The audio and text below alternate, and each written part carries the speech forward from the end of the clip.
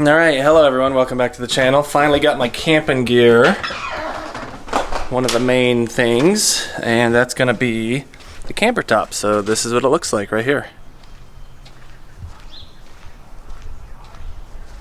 Sorry, I was cleaning some stuff up, but this is all going to be turned into some bed and storage area.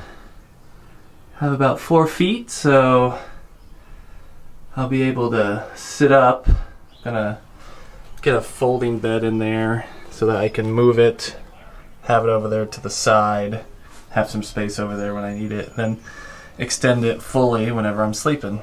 But got a Yakima tower on there.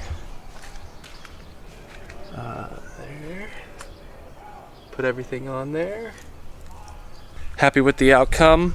I'll go more into specifics, but today unfortunately I'm packing, and I gotta fill that thing with all my stuff from Indiana. And then first camping trip is this coming weekend, so I'll give a complete rundown of how I'm using it as the months go on. So hope everyone enjoys that, and more to come.